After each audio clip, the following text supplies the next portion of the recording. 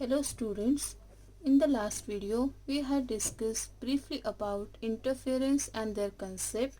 At the end I said that the central bright band will be flanked on both sides by bands which have been alternately of minimum and maximum intensities, and these bands are termed as interference band, or we can consider as interference bands or fringes. So today we are going to discuss about the distribution of the intensities depending on alternate bright and dark bands. Also we will discuss condition for producing steady interference pattern. Okay, so suppose if we consider, I am drawing again the figure which is given by two sources A and B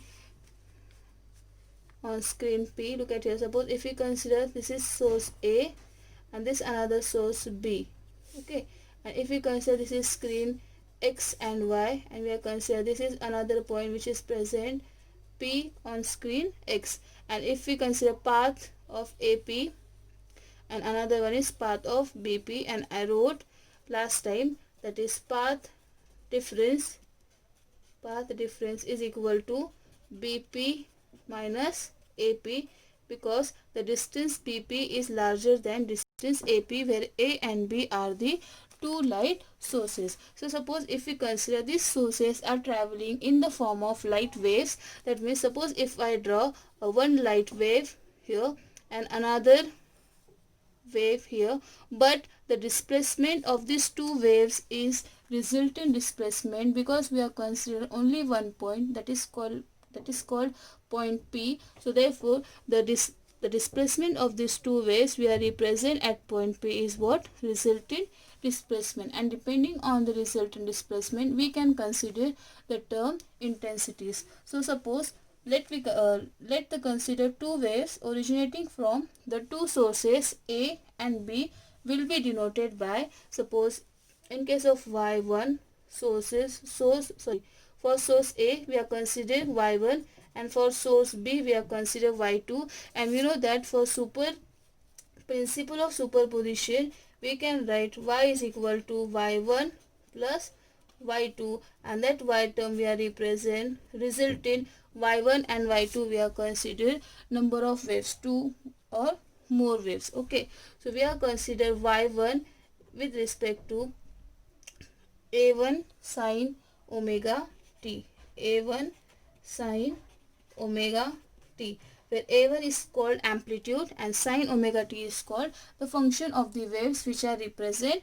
in terms of light waves. Okay, so if we consider Y1 is equal to A1 sine omega t, say this is equation 1. Therefore for second wave Y2 where we can write A2 sine omega t plus phi. What the term phi is represent? The term phi is represent the phase angle, or we can consider the phase difference between the two waves. If we consider for source A, if we consider phase phi is represent a resultant phase angle, but we consider another source B, then we can say that the phase angle is different than source A. That's why we can write for Y2 A2 sine omega t plus phi, and say this is equation 2.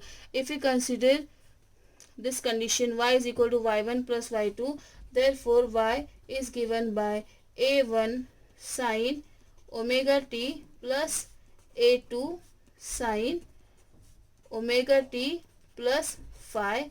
If we consider A1 and A2 are called resultant amplitude of the given waves, then we can write Y is equal to R sine omega t plus phi. So this Y is represent resultant value, or we can consider resultant value of the wave at point P. But here we have to find out, first we have to find out resultant displacement, then we have to find out resultant phase angle, or we can say that constant phase angle, and then we can find out the intensities distribution with respect to bright and dark band. So consider this condition y is equal to y1 plus y2. Put the y, the value is r sine omega t plus phi. Instead of y1, put this one a1 sine omega t, and instead of y2, put this one a2 sine omega t. The expression is given by, if I write, look at here, therefore y is equal to y1 plus y2. Therefore y, if I write r sine omega t plus phi, which is equal to a1 sine omega t plus a2 sine omega t plus phi. Okay, here we have to use the trigonometric rule, that is sine a plus b. I am writing by using red pen. Sine a plus b, which is equal to sine a into cos b plus cos a into sine b. So therefore here a is represented in terms of omega t and b is represented in terms of phi. Therefore say this is equation number 3.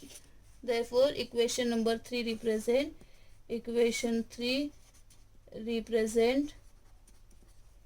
okay.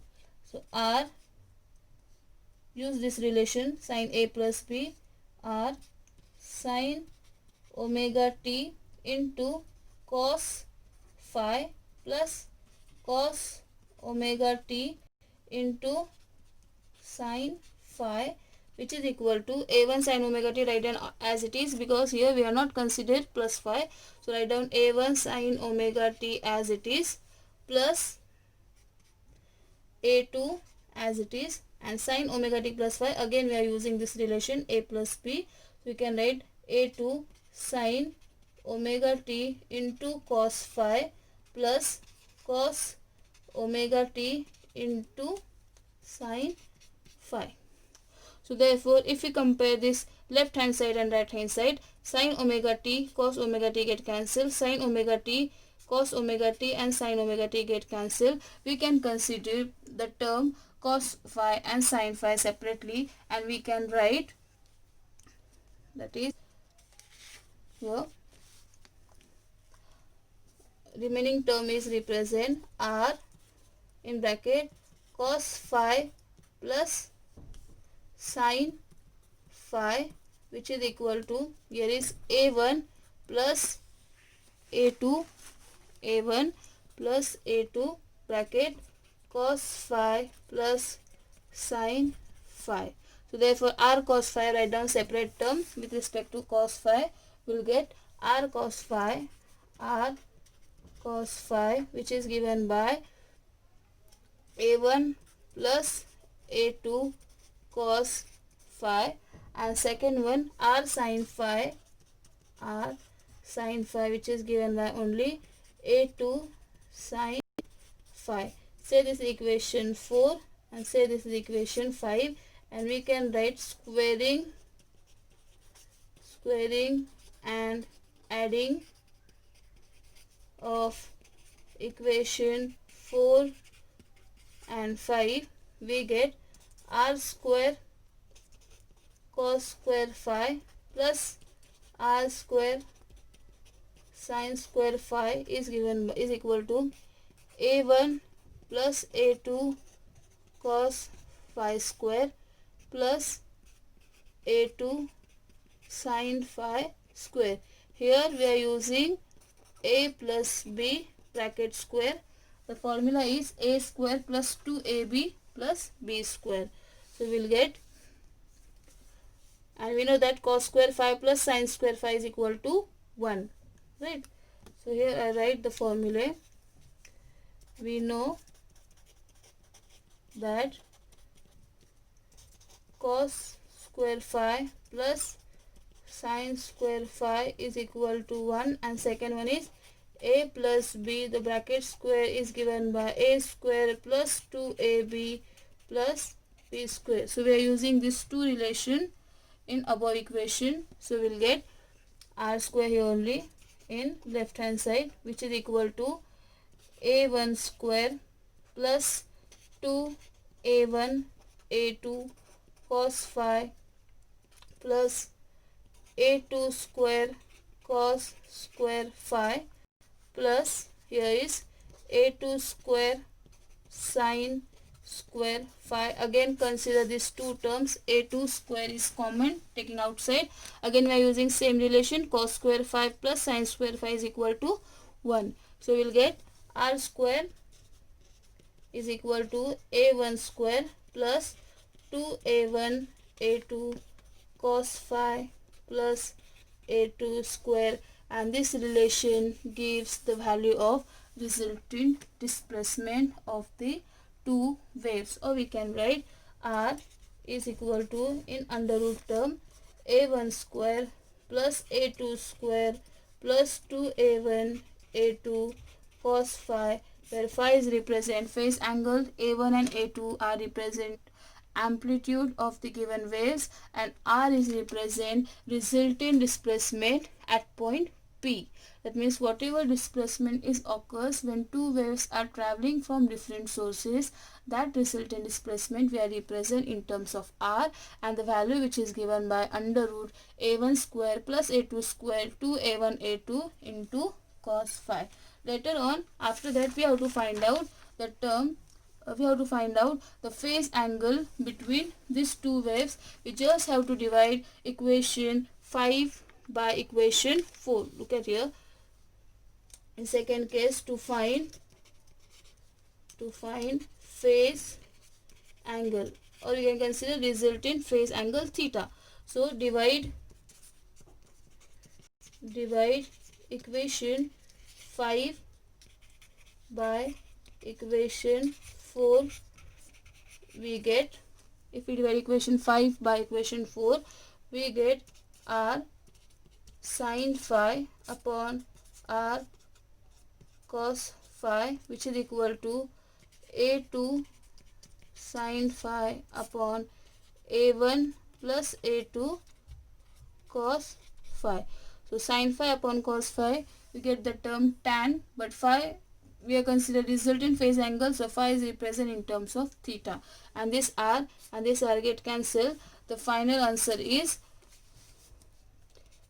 tan theta, which is equal to a2 sin phi upon a1 plus a2 cos phi, or we can consider theta is equal to tan inverse, same term, a2 sin phi upon a1 plus a2 cos phi. So this another term or another equation which is represent the resultant phase angle of the two waves when traveling from different sources and reach at a single point, which is called point P. See, as we know that if we consider characteristics of EM waves, the intensity is directly proportional to the square of the amplitude. These two relations are these two formulas are related to the amplitudes of the given waves, because see, look at here, in this equation we have considered amplitude again a1 a2. In this equation again we are using the term amplitude. That means what, these two formulas are related to the amplitude only, but as we know that if we consider the characteristics, that intensity of the given light is directly proportional to the square of the amplitude. So that's why we can write the term right here. If we say that, as we know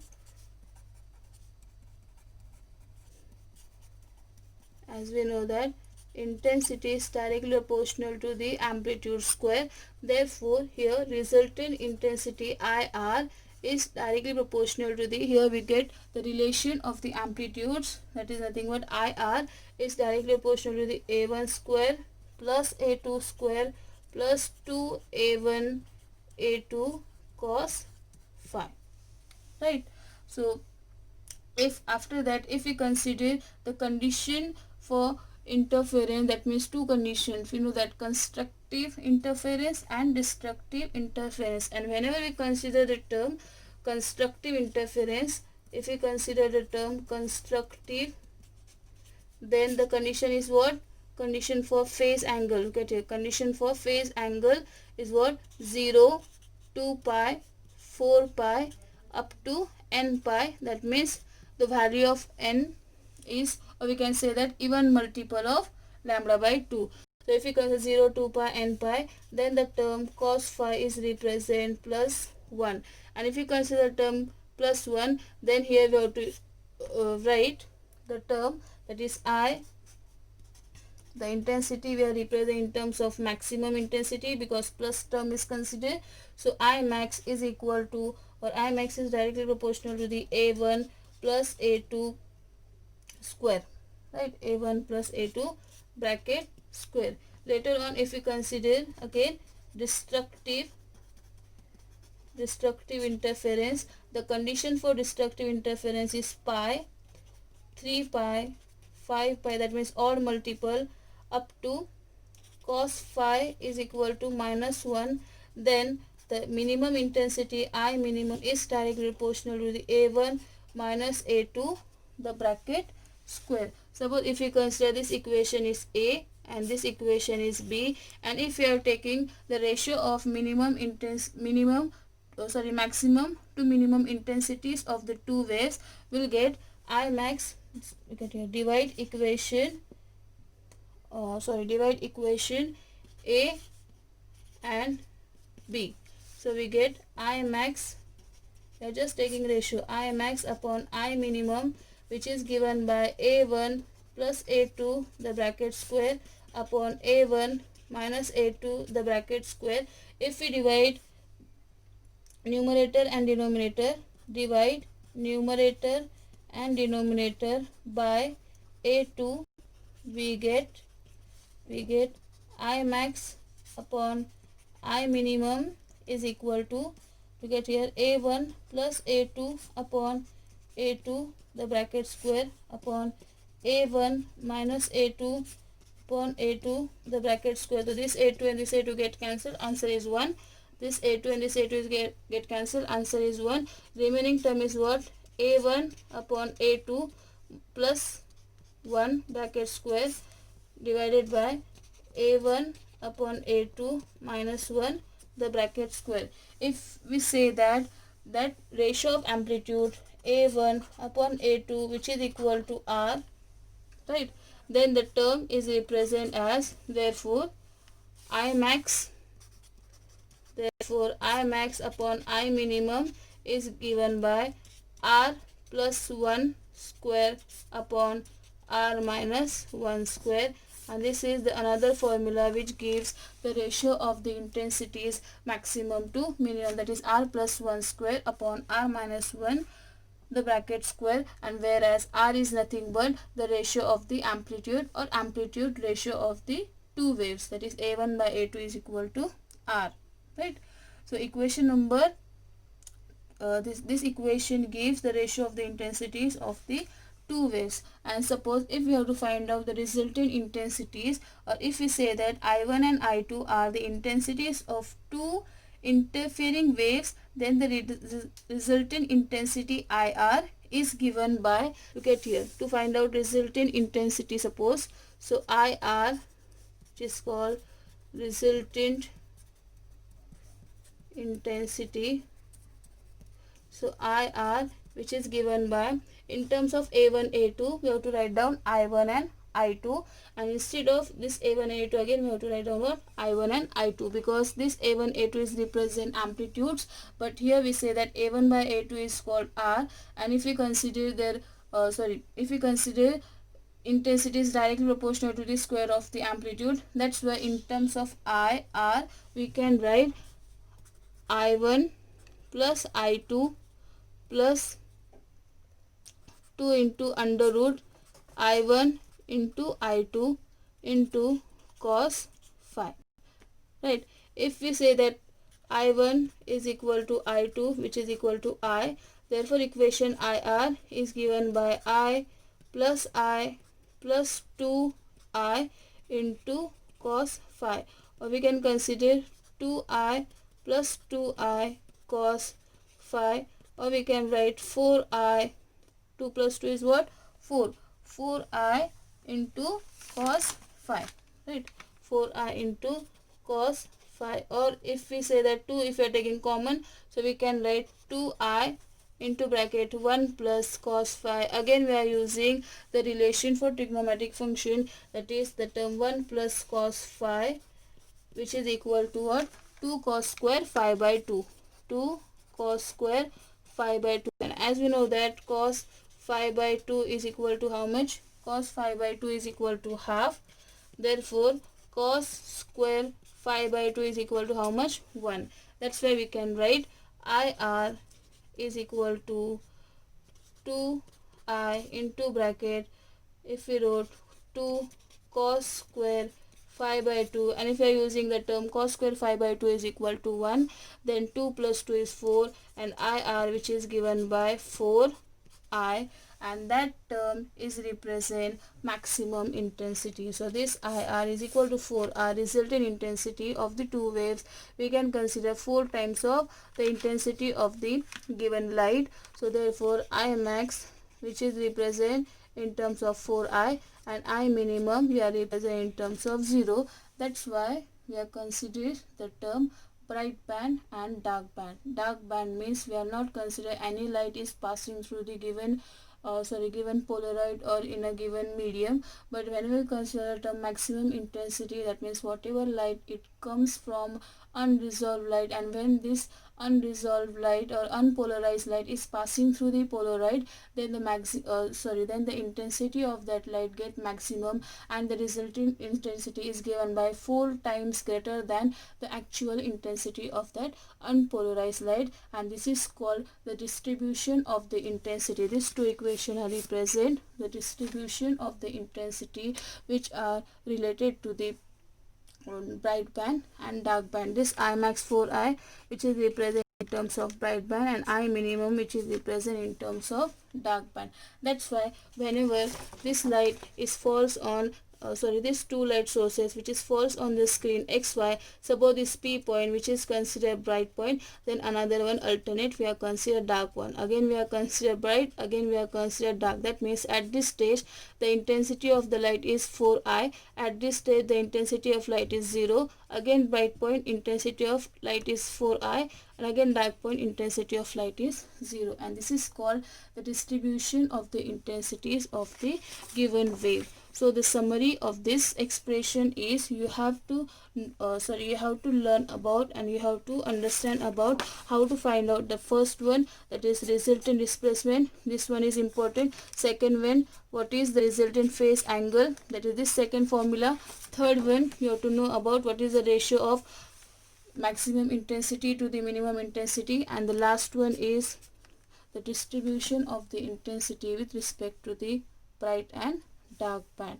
So the next point is we have to discuss about the conditions for producing steady interference pattern. So the first condition is the two sources of light must be coherent. What is the first condition? First condition is the two sources of light must be coherent. Coherent means what? The frequency, the wavelength, and the frequency, the amplitude, and the phase, all these things or all these terms are constant. That means the two sources of light must be emitting light waves of equal frequency and which are always in same phase or with constant phase difference are known as coherent sources. The first condition to producing steady interference pattern is, that is first one is the two sources of light must be coherent. The second condition is what? The sources of light must be monochromatic. Monochromatic means at a time or instant time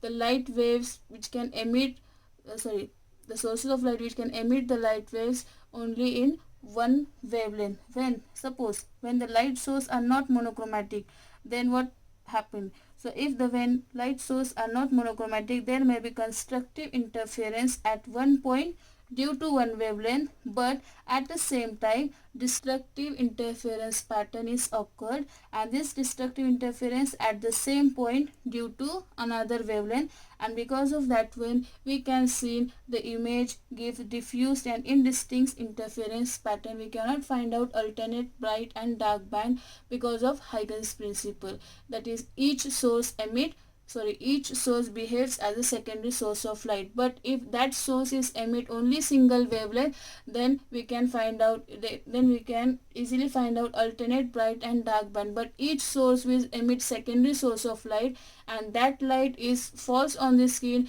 and which occur an interference band. But at the same point when that light emits secondary source, that secondary source of light which can follow destructive interference pattern, and because of that when this gives the diffuse and indistinct interference pattern. The second condition is what? The two sources of light must be monochromatic. Okay. The third condition is what? The third condition is the two interfering waves must be in the same state of polarization. Same state of polarization means we can say that when the waves are traveling from one point to the another point with given direction, or we can consider along x direction, and if the electric field is produced by that wave, then at the same point the magnetic field is perpendicular to the electric field, and then we can say that these waves traveling in the same state of polarization. The third condition is what? Same state of polarization. The fourth point is the two sources of light must emit light waves of equal amplitude or intensity. If the amplitudes are equal, then maximum contrast would be obtained, and the dark fringes have zero intensity. But if the amplitudes are not equal, then the intensity in the interference pattern will vary from maximum to minimum but not become zero. That means we cannot find out the dark band easily because the intensity of the light is vary from maximum to minimum. It cannot be zero. That's why the amplitude of the two waves must be equal, right? Or intensity must be equal. The fourth one is what? Equal amplitude or intensity. The fifth condition is the sources of light must be narrow. Narrow means what? Thin. That means if the sources are broad, then what will happen? If the sources are broad, the resultant interference pattern so obtained will not be clear and distinct. On the contrary, there may be uniform illumination. If the sources of light must be narrow, then there should be possibilities the pattern may be uniform illumination. But if the sources are broad, then the resultant interference pattern are obtained distinct and diffuse. That's why the next condition is what? The sources of light must be narrow. Fifth condition is what? Sources must be narrow. The sixth condition is the separation between the two light sources should be as small as possible. And the next one is the distance of the screen from the two sources should be large. That means look at here this diagram. So the distance, the next condition, sixth condition is what? These two sources we are consider A and B. So the distance between these two sources must be as small as possible. As small as possible. Okay. And the next condition is the distance between this source and this screen is large. So this is your sixth condition, and that is your seventh condition. Sixth condition is the separation between these two light sources must be as small as possible. At the same time, the distance of the screen, look at this XY represents screen and this source here. The distance between screen and the sources should be large. And the last condition is the two interfering waves must travel in same direction. That means suppose if one source of light is traveling in x direction. At the same time, if we consider another source, so there is a condition that the another source must be again follow the same direction. We cannot say that suppose A is source is following like this way, and B we are consider direction is opposite to the sources of A. This is not applicable. This is applicable. That means what? The direction of the two sources travel in same direction. So these are these are total 8 conditions to produce for producing steady interference pattern. If you have any doubts regarding any topic or any expression, you can leave a comment in comment box and write down this expression in your notebook. In the next video, we will discuss about the Young's double slit experiments and the analytical treatment of interference band and the expression for fringe width. So we will see in the next video. Thank you.